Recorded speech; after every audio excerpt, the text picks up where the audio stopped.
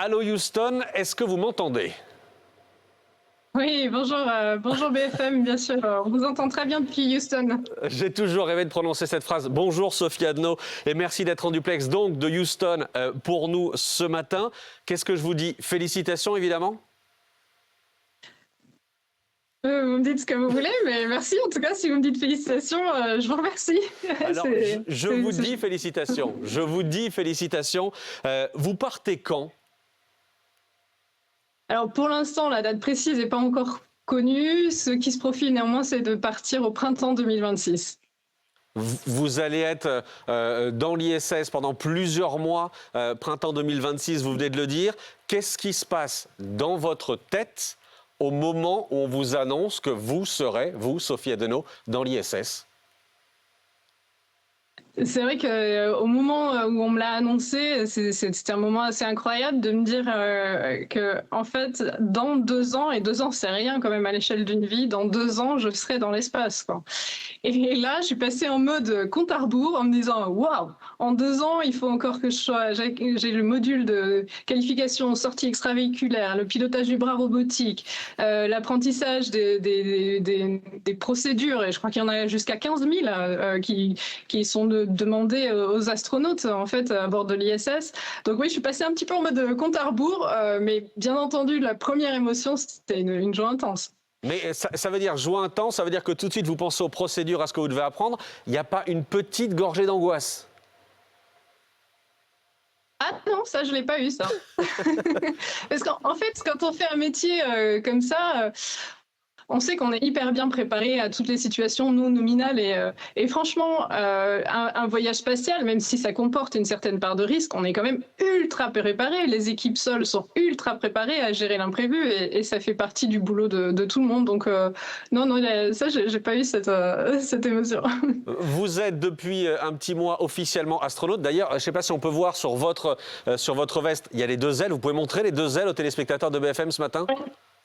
Évidemment, donc ça c'est tout nouveau, ça a juste un mois, c'est 2 ailes là comme ça, et avant c'était juste un gris uniforme, il n'y avait pas les 2 ailes, et ça veut dire que j'ai reçu mon diplôme, hein. Ça veut pas dire que je suis déjà allée dans l'espace, ça veut dire que j'ai encore beaucoup de boulot à faire avant de pouvoir partir, mais bon ouais, ça déjà pousse en l'air quoi, parce que je suis super contente déjà d'en être arrivée là, et puis la suite ça va être encore plus passionnant, donc Mais voilà, pardon, l'enthousiasme ne descend pas.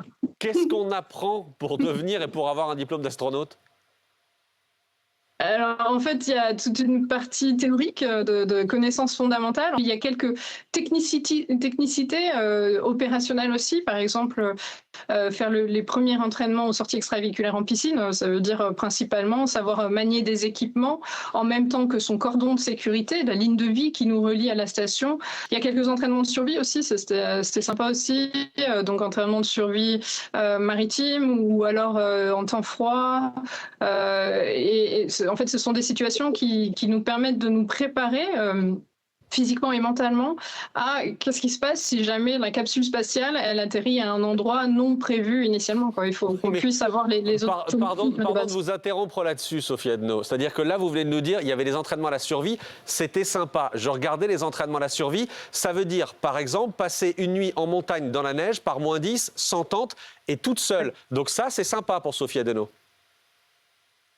Ça c'est insolite, donc moi j'adore tout ce qui est insolite. J'ai l'âme d'une exploratrice, tout ce qu'on peut aller me faire découvrir qui me pousse un peu loin de ma zone de confort, j'aime bien parce qu'on apprend toujours sur soi, on apprend beaucoup en fait, et puis on le fait toujours avec un petit bagage de connaissances scientifiques, etc. Enfin, tout ça se fait crescendo, hein. On n'arrive pas du jour au lendemain comme ça dans un environnement complètement en termes de survie totale.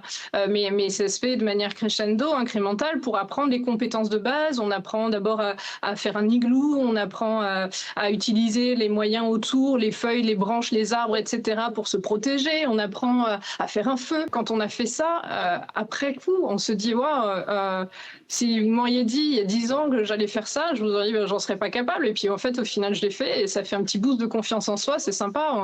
On a une gratitude incroyable pour ces instructeurs qui nous ont amenés à ce genre à réussir ce genre d'expérience, quoi. C'est vraiment chouette. Thomas Pesquet, il vous aide, il vous conseille? Oui, oui, oui, c'est un vrai mentor pour moi, c'est un vrai référent pour moi. Il est de la même manière que tous les autres astronautes européens, donc de sa génération, hein, Luca Parmitano, Samantha Cristoforetti, Alex Gerst, lui, Mathias Maurer, etc. En fait, tous, ils nous ont aidés tout au long de l'année et nous ont conseillés, nous ont permis de mieux comprendre, de mieux appréhender tous les entraînements qu'on allait vivre. Ouais, c'est vraiment chouette. Donc, c'est vraiment un mentor. Ouais. Lui, il était dans le secret, parce que ça fait quelques jours que vous le savez, vous, que vous allez partir. Lui, il était dans le secret?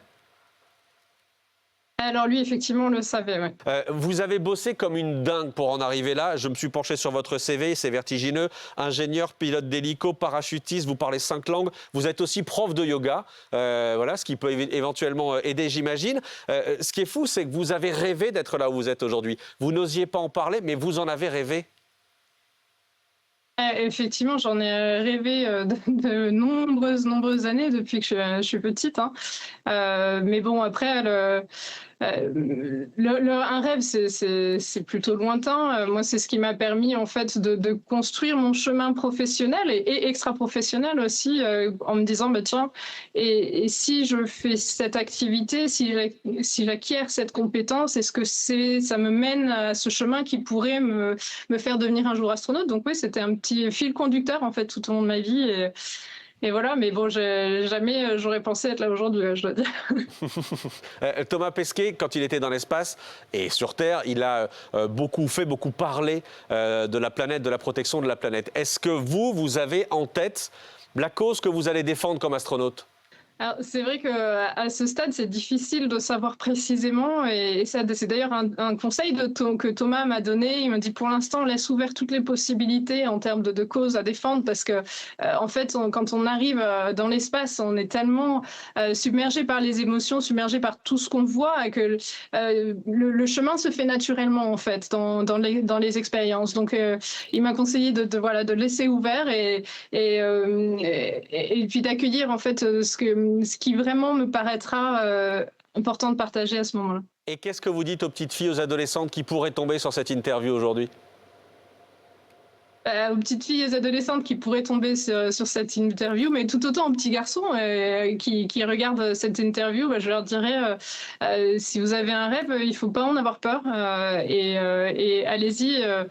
Allez-y, il faut y croire. Je vous assure qu'il y aura peut-être beaucoup de personnes qui vous diront que c'est pas possible. Moi, je ne compte même pas le nombre de fois où on m'a dit non, mais c'est bon, redescends sur Terre, ça n'arrivera jamais, arrête de rêver, c'est pas possible, statistiquement ça se fera pas.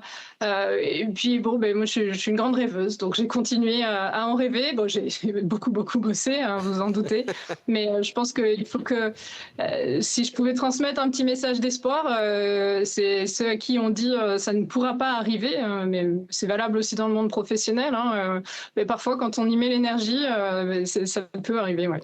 Bon, je vais reprendre vos mots. L'ISS, c'est sympa, mais la Lune, ce serait autre chose encore. Vous y pensez à la Lune?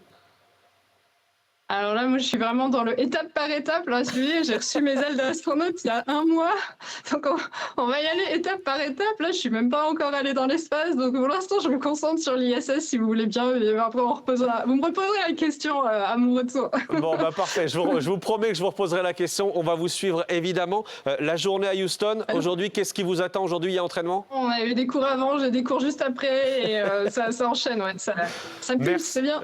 Merci beaucoup, Sophie Adano. Et encore 1000 fois félicitations pour les ailes et pour donc ce départ vers l'espace, vers l'ISS en 2026. Merci beaucoup d'avoir été sur BFM TV ce matin.